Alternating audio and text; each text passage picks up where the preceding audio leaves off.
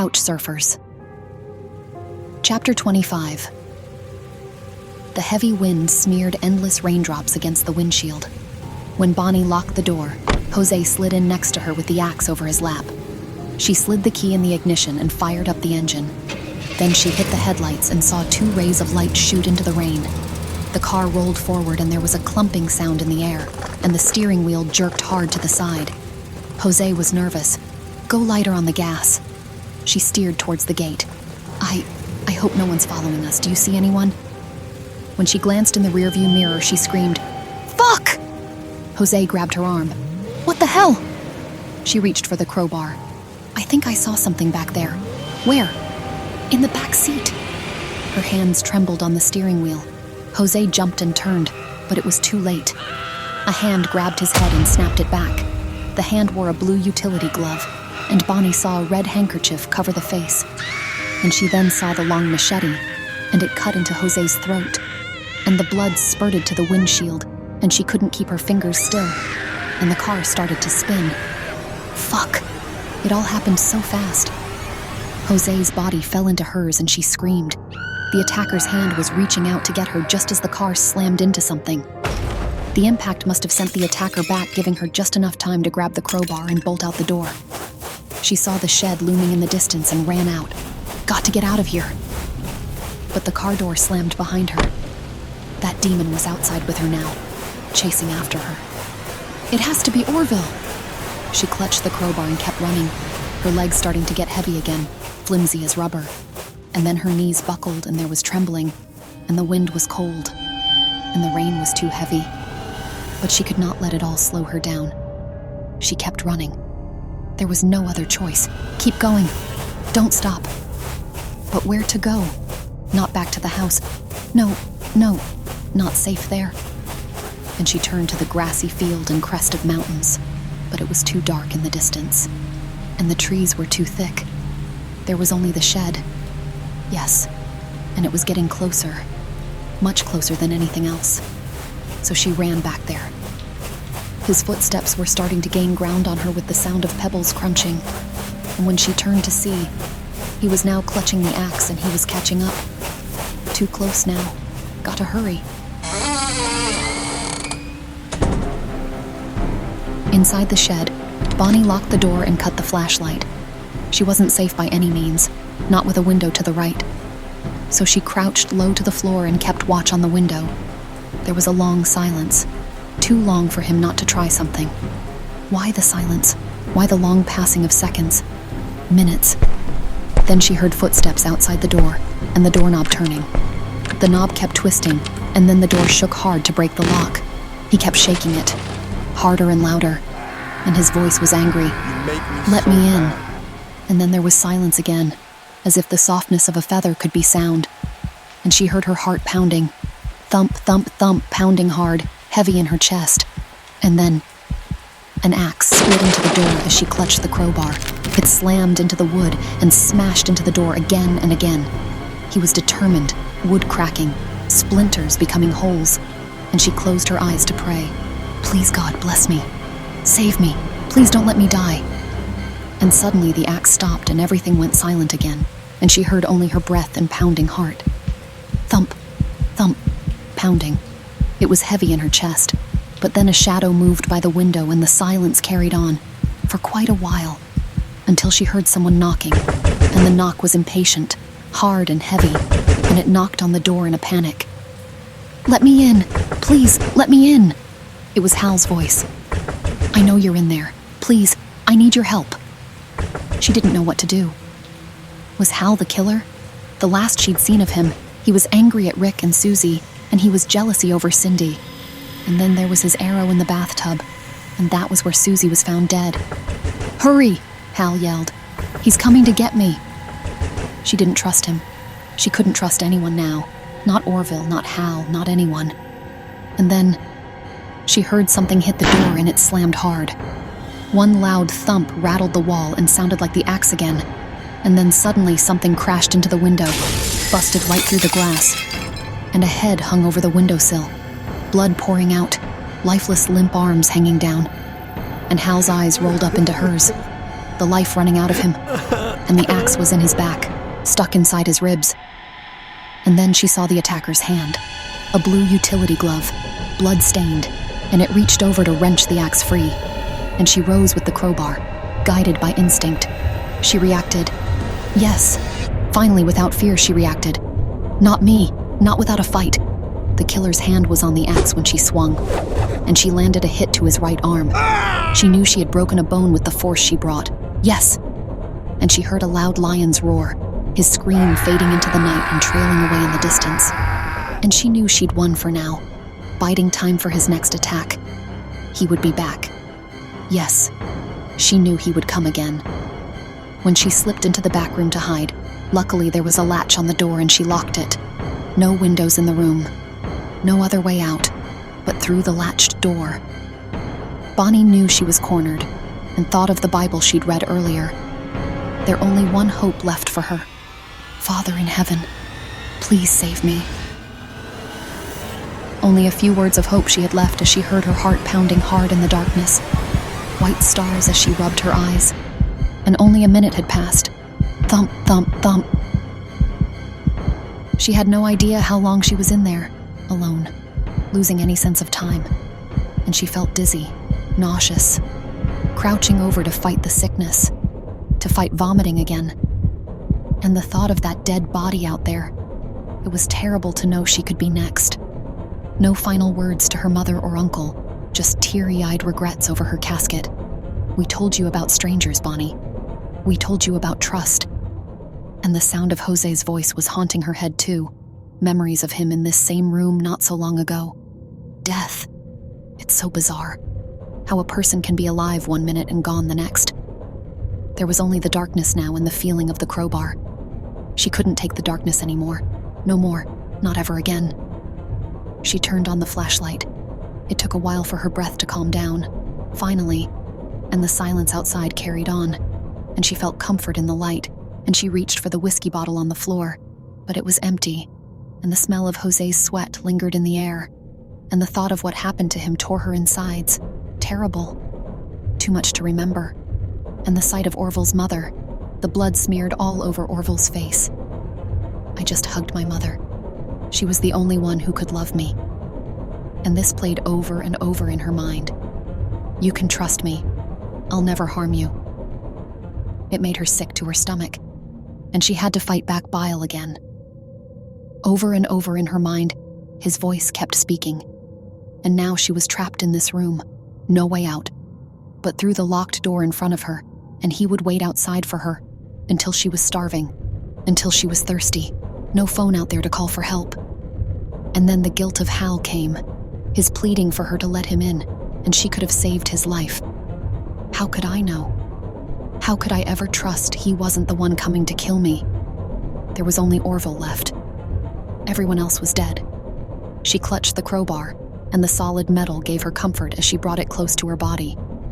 Suddenly, a knock on the door broke the silence. She jumped up, clutching the crowbar. Hi, Bonnie.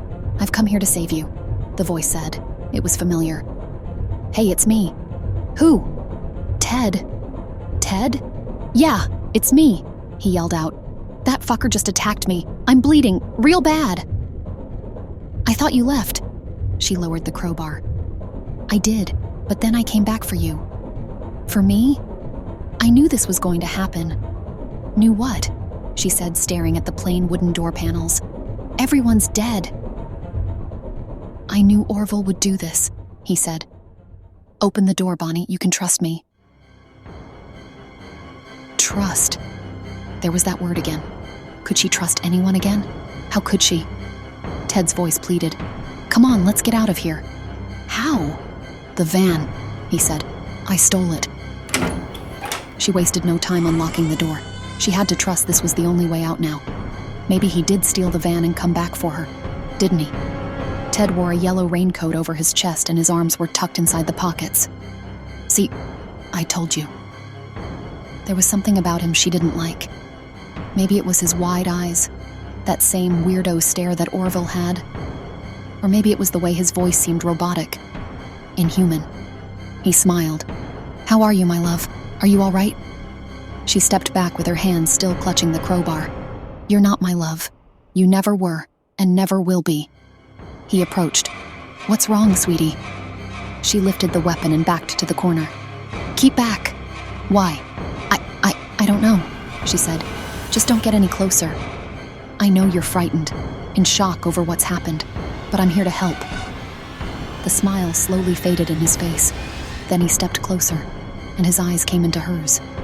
She knew there was a secret he was hiding. She always knew it. Suddenly there was a loud crash of noise in the doorway. Just as Ted turned his head, Orville stumbled into the room waving a butcher knife. The blood on his face was dry, caked up, and his knife was sharp and bloody. Ted turned to face him. You fucker! She lifted the crowbar, ready to swing at them both. I'm going to kill you. Orville stuttered, approaching Ted.